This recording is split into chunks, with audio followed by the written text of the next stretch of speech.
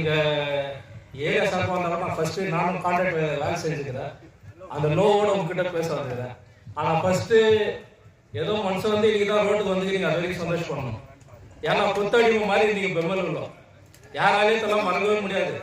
ஏன்னா மைன்ஸ்ல இந்த 2 வருஷம் ஸ்டார்ட் ஆகும்போது யார் ஃபர்ஸ்ட் வேலைக்கு போனீங்களோ அவங்களுக்குலாம் தெரியும். சாப்பாடுல முடிவு இருந்துச்சுன்னு சொல்லணும்னா கூட கடகடன்னு மேனேஜரே சொல்லுவான், சோறு போட்டு அவன் சாப்பிட்டோன்னு மேனேஜரே துண்டாரு ஃபர்ஸ்ட் ஒர்க்கை ஸ்டார்ட் பண்ணுவான். பழைய பிஜேபி எம்ப்ளாய் மேனேஜரே சாப்பிட்டாருப்பா, நம்மளாம் என்ன பண்ணலான்னு சொன்னோன்னே கடகடன்னு எல்லாம் போய் எரமாடு மாதிரி அப்படியே மாடு மாதிரி பின்னால் கடகடன்னு போய் சாப்பிட்டு வேலைக்கு போயிடுவோம்.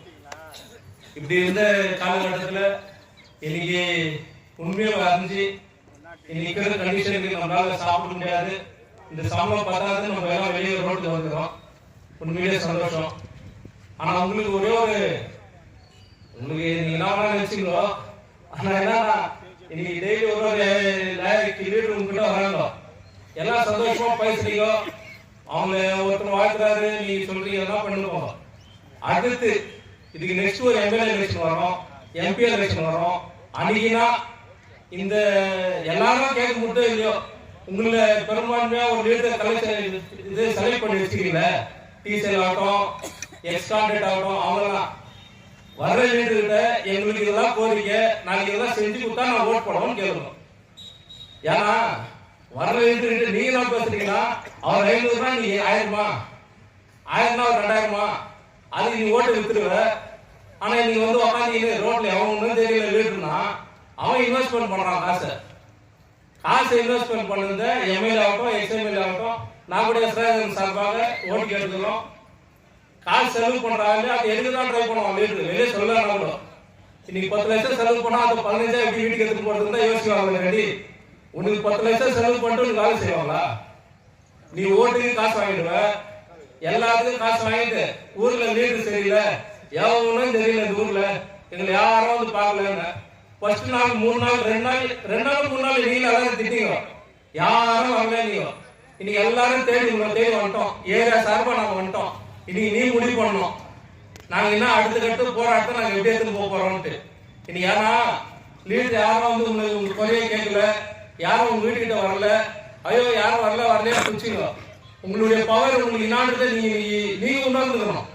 ஏன்னா எந்த லீடர் வீட்டுக்கிட்டே போயிருந்தீங்கோ, எங்களுக்காக நம்ம போராட்டத்தில் உட்காந்துக்கிறோம் வாங்கன்னு யாரையும் கூப்பிடுறீங்க.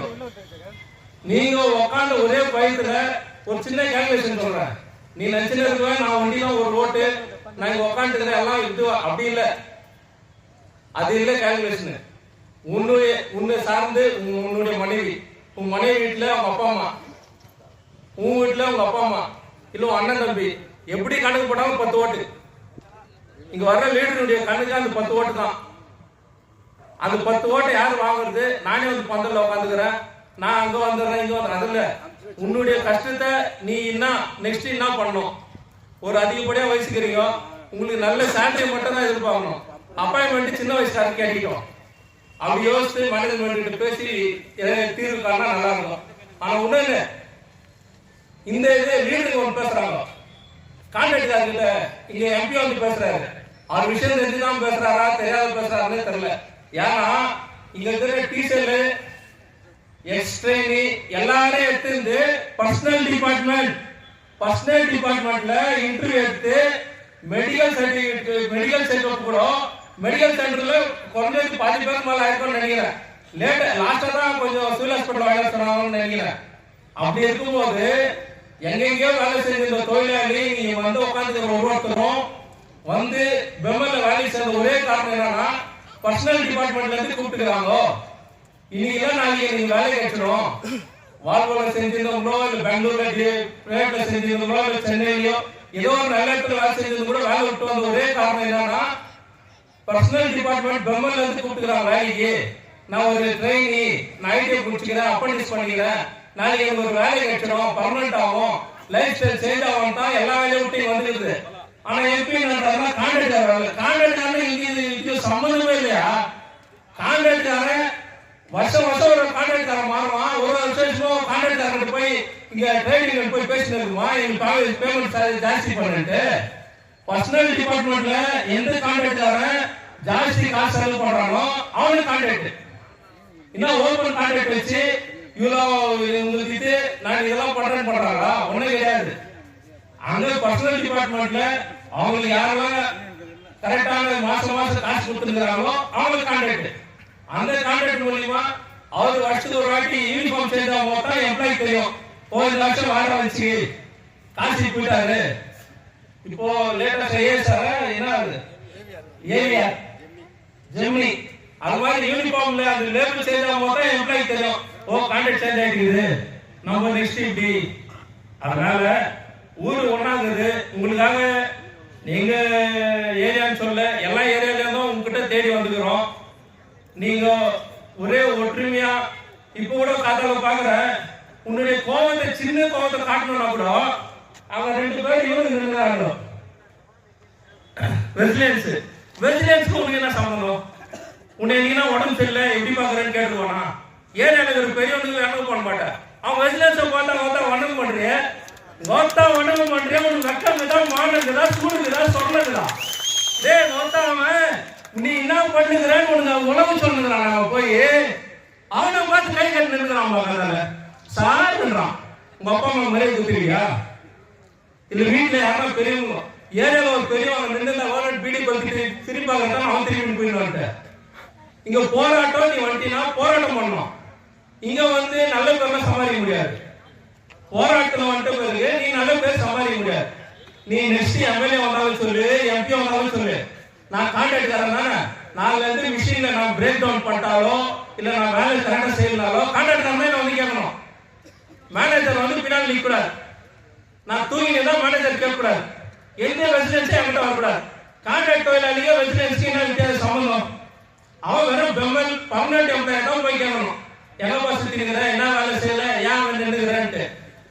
இங்க வேலை வாங்குறது பெம்மல் மேனேஜ்மெண்ட். பெம்மல் மேனேஜ்மெண்ட்னா இன்ஜினியர் தான் ஒரு வேலை டிபார்ட்மெண்ட்லயும் செஞ்சுருக்கிறவங்க கரெக்டா வேலை செஞ்சாங்களா செய்யலையா எல்லாத்தையும் கவனிக்கலாம். இப்போ நெக்ஸ்ட் கான்ட்ராக்ட் இங்க இருக்கிற யூனியன் லீடர் பேசும்போது என்ன பேசுனா, நீ எத்தனை ஒத்துன்னு போ, சேலரி கேட்டு எதுவும் நடக்கலாம். நெக்ஸ்ட் வந்து எதனா பிரச்சனை இருந்தா கான்ட்ராக்டர் சொல்லு சார், நீ எனக்கு கேட்காதேன்னு சொல்லு. கேட்டு எப்பனா போ, கான்ட்ராக்டர் சொல்லிட்டு இத்தனை மணிக்கு வா, இத்தனை மணிக்கு வராது. எல்லா வேலையும் பெம்மெல்லாம் வாங்கிடுவாங்க. சம்பளத்தை மட்டும் கான்ட்ராக்டர் போயிடுவோம். இது எப்படி நியாயம்? இங்க லீடர் வருவோம் இல்லாதாலும் இவங்களுக்கெல்லாம் வர கான்ட்ராக்டர் இருக்கு. டேய் கான்ட்ராக்டரும் இவங்களுக்கு வர சேலரி கொடுத்தாலும் கான்ட்ராக்டர் கூலி கொடுத்து வச்சிருக்கிறான். மேனேஜ்மெண்ட் வச்சிருக்கிறது கூலி கொடுத்து நீ நான் கொடுத்தா நாளைக்கு எதாவது ஒருத்தர் மாட்டீங்கன்னா அப்பாயின்மெண்ட் கொடுக்க வேண்டியதாகும். அதனால கான்ட்ராக்டர் சைட்ல வச்சு ஏமாத்திருக்கிறான் ஜனத்தை. அதை விட்டுட்டு அதை புரிஞ்சுக்காம இங்க வர வேண்டியது. கான்ட்ராக்டர் கருதும் மாத்தாட்டுவானா? கான்ட்ராக்ட் எம்பி சொல்றாரு, அவரு ஒரு எம்பி ஜெயிக்கிறதுக்கு முன்னால ஒரு கவர்மெண்ட் ஃபேக்டரியில வந்து பேசும்போது அந்த கான்ட்ராக்ட் எம்ப்ளாயி என்ன ஸ்கீம்ல வந்து வேலை செஞ்சுக்கிறான், கம்பெனி எப்படி இயங்குது, நம்ம என்ன பேச போறோம் யோசிச்சு பேசணும். நீ அதுவே ஓட்டு போட்ட காசு வாங்க. அந்த எம்பி சொல்றாரு, கான்ட்ராக்டர்கிட்ட பண்ண போன் எடுக்கிறாரு, என் பேச்சு மரியாதை இல்லைன்ட்டு. ஒன்னும் மரியாதை இல்லை. இதே குமாரசாமி வந்தாலும் சரி, எந்த லீடர் வந்தாலும் சரி, நீ ஏமாதான் ட்ரை பண்ணும். நீ ஒற்றுமையா இருந்து தைரியமா போராடினா நல்லது நடந்தே தரும். போராட்டம் என்னைக்கு தோக்கவே தோக்காது. என்ன ஒண்ணா இதுல 10 பேர்ல 4 பேரை காட்டி கொடுத்துட்டு 6 பேர் வேலைக்கு போயிடலாம்னு நினைச்சுன்னா போராட்டம் தோற்றுறோம். எதுல மட்டும் காட்டியே மேனேஜர் சார் நான் போராட்டத்துக்கே போல, நான் காத்தால இருந்து இது வரைக்கும் சாயங்காலம் வீட்டுல இருந்து கதவை சொல்றாரு. நீ காத்தால 7 மணிக்கு வேலை இருந்தா பஞ்சடிச்சு 7 மணிக்கு வேலைக்கு போய் 3 மணிக்கு வீட்டுக்கு போயிருக்காங்க.